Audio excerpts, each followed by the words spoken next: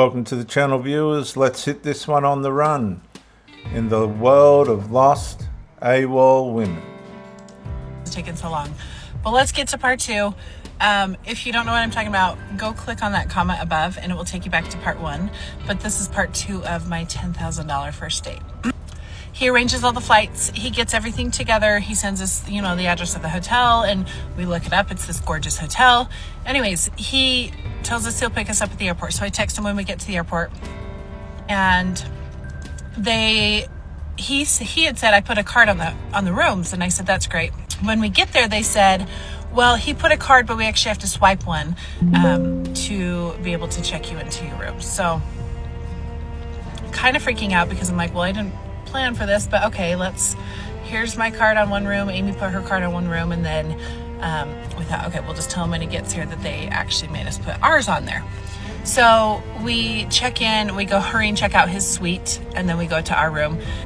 This hotel is gorgeous, like beautiful, right on the beach, and I'm super shy and awkward, and so I'm like sitting here nervous, sick to my stomach this whole time. But as soon as he said he was there, I started freaking out. He comes up to the room and he knocks, and I open the door, and like he keeps his hand on his suitcase and he like kind of gives me the side hug. But me and Amy laughed because he was like a bazillion times more nervous than me. He was just like his whole body. So all of this sounds really unco and awkward, which isn't how these things should be.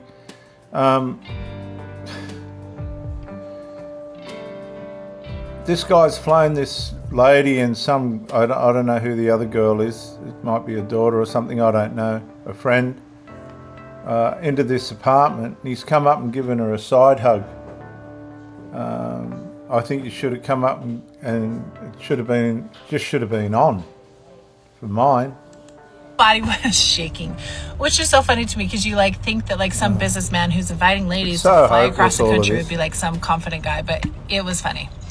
He was definitely nervous. So we decided to go to dinner that night, and let me tell you, Amy was great. She's like, Katie, if you want me to stay, I'll stay. If you want a night out with him alone, that's great. And I was like, no, Amy, I want you to come. But she was there for whatever. Okay, so first things, guys, I wouldn't have somebody there with their friend.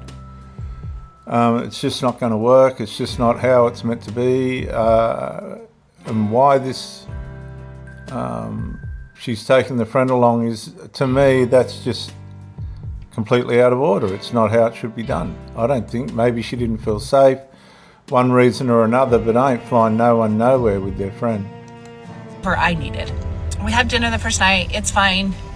Nothing spectacular. He's kind of quiet and likes to talk about business and politics, two things which I was like, Okay, whatever. So it all sounds like a waste of time. This guy, I don't know who he is. It's not up to me to say, but I don't think he hasn't hit the ground running at all. I don't like to talk about politics. So annoying to me. But the first night's fine. We go to bed afterwards because we're like, it's been a long day. Let's call it a night. And so hang on a sec. Who goes to bed? Her and Amy, or her and the bloke, or everybody to their own bed? Like, what's going on? And we meet up the next morning at the pool. Like, Okay, so they've all gone their own ways. Oh, wow. Starting to like, we can talk a little bit easier. Things are flowing a little bit better. We're hanging out at the pool and then going into the ocean and back at the pool. And this whole time he is trying to buy drinks and drinks and drinks and drinks. Like okay, so he's trying to get them drunk. He's definitely a simp. Look, back in my old day, viewers, I didn't do the dating sites for long. I did one run of a month, got a bird, and the second time I did it for 2 days and got a bird, and then after that I just ain't doing that anymore. But I'd go down the waterfront here for an ice cream. Do you want to go walk along the ice cream, have an ice cream, and within half an hour they're in the bedroom, and then you don't see them again. A lot of these birds meet up to undo their frustrations on their boyfriends, and then they go back, or they're just out getting up a body count. It's a very unhealthy way of having to go about life. But unfortunately, this is part of the culture now, even amongst Christians. Christians are no better. And so you've got this devaluation before you even start, because the way that you value yourself is by your capability of maintaining, sustaining, and keeping a monogamous relationship. But that's all gone now. So what these people are doing in this broken, boned, bent mind culture is trying to navigate against their conscience the possibilities of careless sex. Basically, that's what it is. This is a journey to get to careless sex. He's wanting everyone to just drink and get drunk. And, you know... Okay, so let me just say something. I'm 60 years old.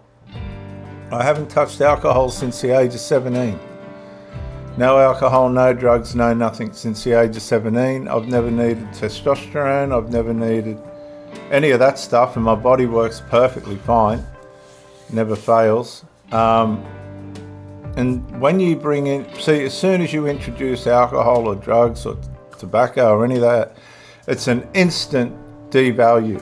You've gone straight into minus. That's a minus character person, because nothing good comes of it. There's nothing, what's the motive behind it? It's to escape who you really are. Now, if I was seeing this bird, I'd want her as straight as possible. I'd want her as clear-minded as possible, so that she'd have the unforgettable experience. Unforgettable. What's alcohol and drugs do? They make you forget. Okay, so somebody's got a lack of confidence somewhere here, and they don't know. As soon as I see drugs, alcohol, chemicals, pills and all this sort of thing, I'm out. I want the whole person. I want the whole soul. And so should you. So let's see what happens here, guys. Make random comments like, you know, why are all you Utah girls, why do you have such perfect teeth, or why do you have such perfect bodies? But like, okay, that's just flattery. That, again, this is a simp approach. It's a weak-minded approach. You want to keep that girl guessing. You want to keep that girl in mystery. You want her, in her mind, reaching, I want this guy, I want this guy. Once you start the flattery, it's female nature to pull back. In a weird way that, like, yeah.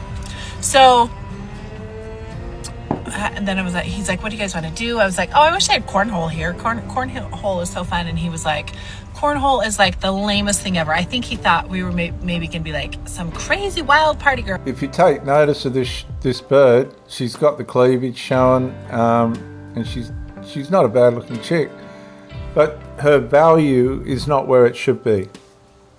Now, you might say you've got no right to say that, but as a man looking for substance, if you're looking for substance and longevity and the possibility of a monogamous relationship, I can tell you straight right now, this is not the person for that. Girls, and anyways, just making funny comments like that. And in the meantime, just still like one drink after the next. He's just trying to get them to bring as many as they can. Okay, so they've bought into it. They're not saying no. It's an immediate dismissal. Alcohol, drugs, chemicals, this kind of thing.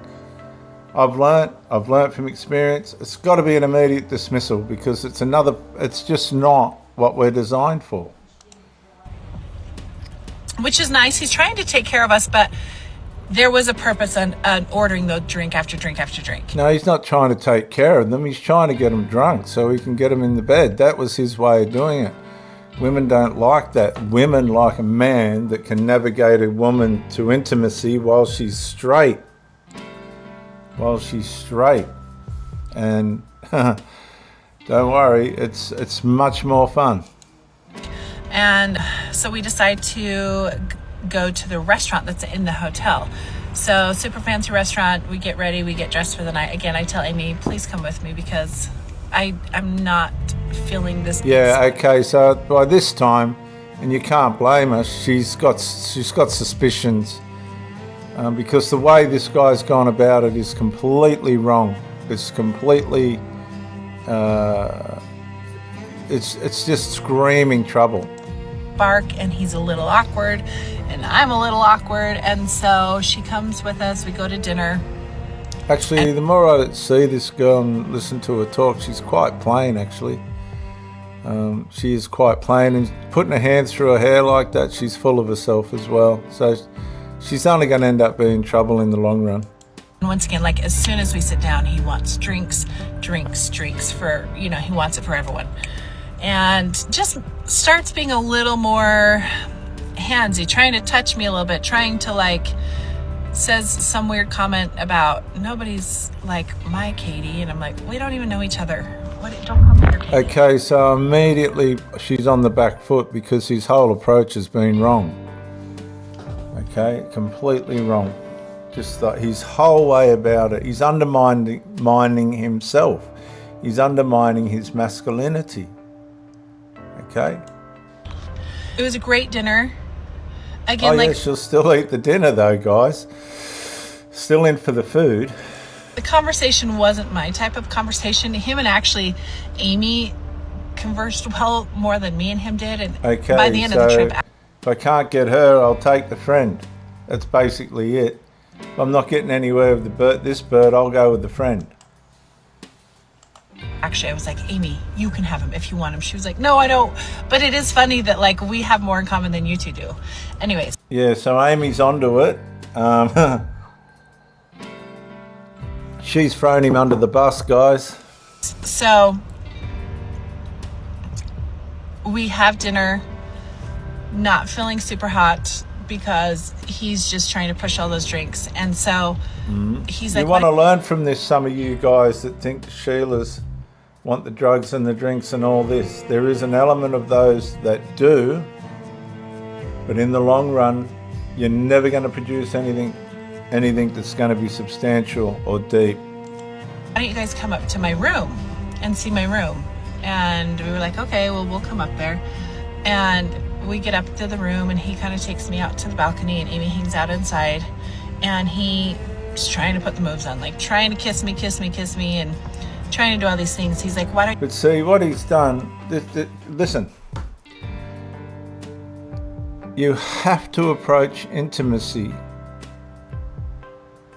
solely on your own naked capabilities. And when you're doing drink and drugs and chemicals and stuff, you've devalued yourself. Now, people like all this and it all looks great and fancy and it's great at the time, but in the subconscious spiritual realm, you're undermining, right? You're undermining the legitimacy of connection, because the connections coming that will be accomplished is not accomplished on a full conscious level, which doesn't give it 100%. See, the 100% is full conscious, right? I'm fully aware, you're fully aware, consensual intimacy. That's the top of the tops. All this drug filled and alcohol filled and whatever else you can put in the mix filled stuff is ruin. Okay, it's not a 100% or anything past that. It's down under whatever percentage you backwards you want to go, because in the long run nothing good comes of it. It all leads to destruction. Now she's already on the back foot. She's gone as far as saying you can have him to a girlfriend. The girlfriend's probably thinking, well, you know, we've come this far. Why don't you stay the night? And I said, no, I don't feel good. Like, I feel sick to my stomach. I need to go back to my room. Okay, I'm sick from the alcohol.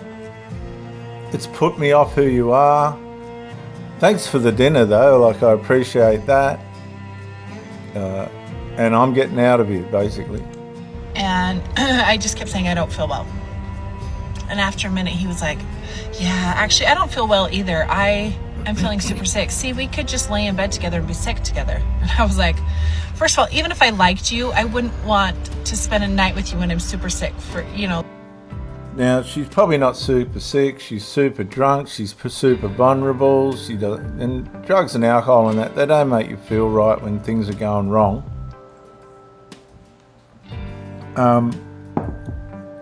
He's probably thinking I could get the twosome out of this, get a threesome out of this. If I get them drunk enough, which is totally, again, the wrong approach, and it's only going to end up in trouble.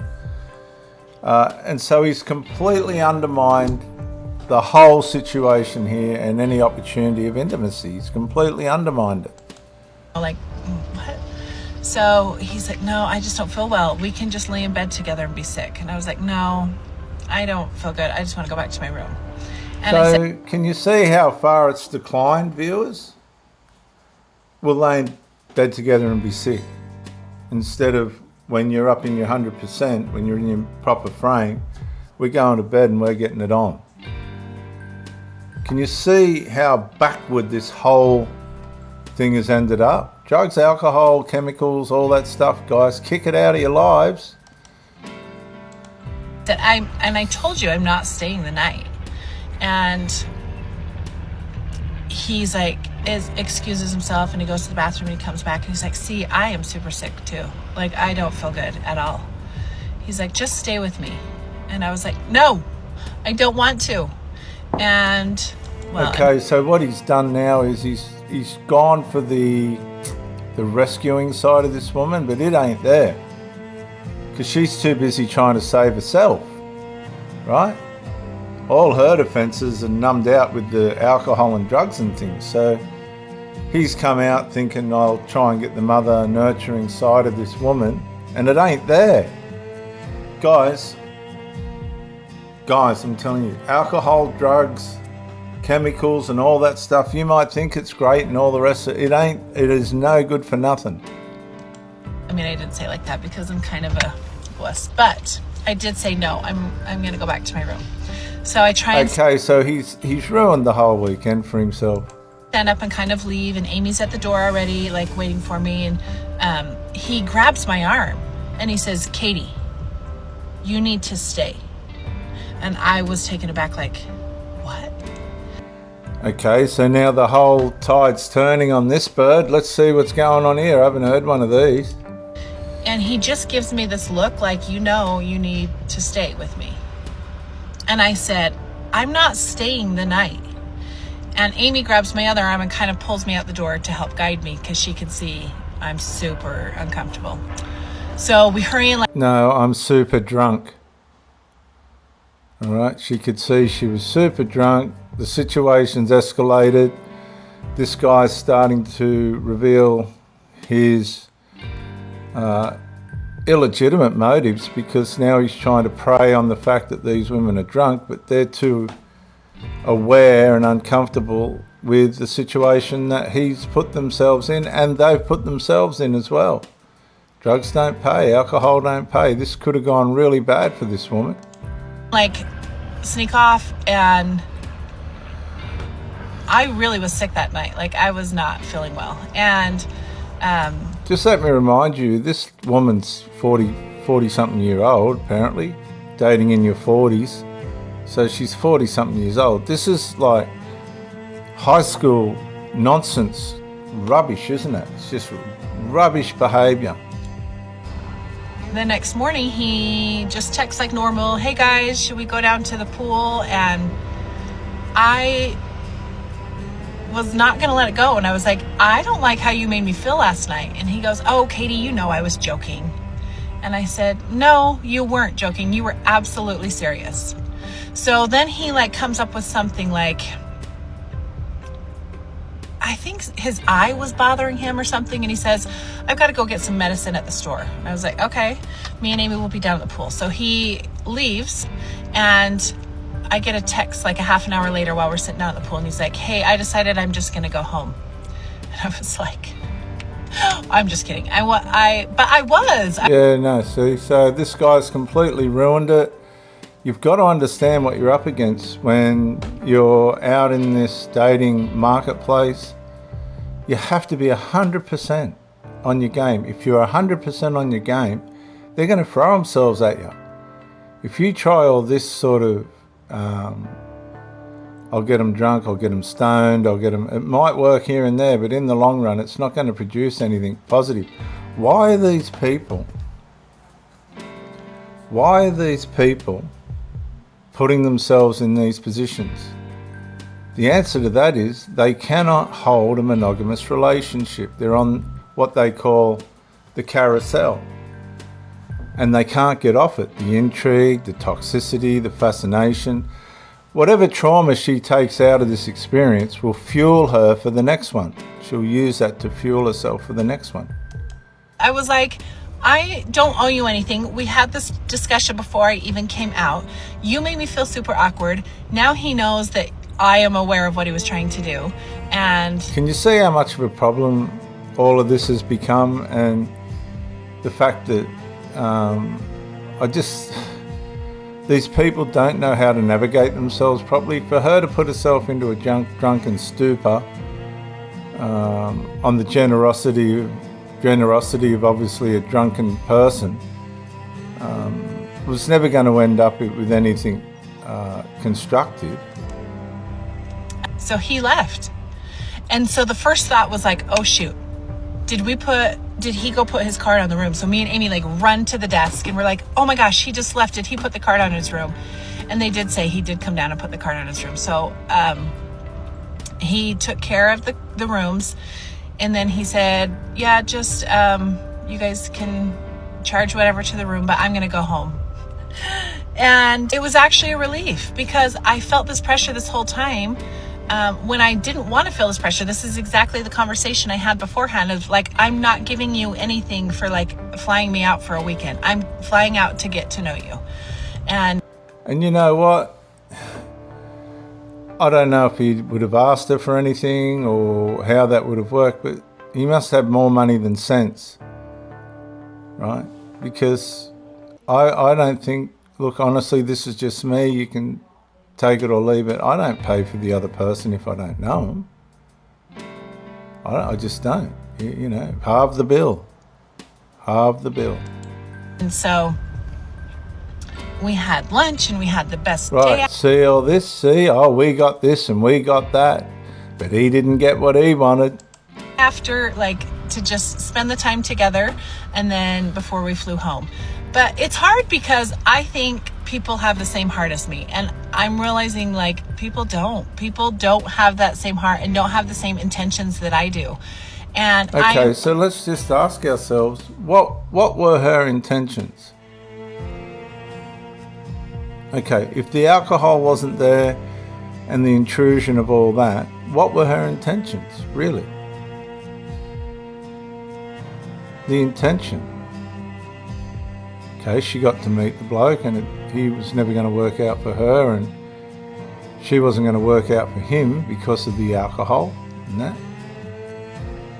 Right. But what was her intentions? I think her intentions was, if I like this guy, I'm going to get laid. Right. And I'll have my friend in the background if I need her, and that's all there is to it. But this guy didn't know how to accomplish that. He didn't know how to make that happen. All right.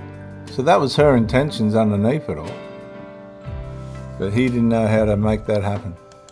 I'm so grateful Amy went with me because it could have ended a whole lot differently. I didn't realize I was going to be scared of him by the end of the night. And while it was a great experience for me and Amy to be together, I don't know, I'll second guess what I allow myself to do again, just because not everyone thinks the same way that I think. And everyone does think the same way that she thinks, but she just put herself into a situation that went bad because he couldn't get over him with the alcohol. Obviously, he's a predator and he uses drugs, alcohol, and all this other stuff to get his way into the bed with these women. I don't advise that at all. I believe that you should stay straight, guys. Anyway, for now, you keep well. and I'll see you on the next video, guys.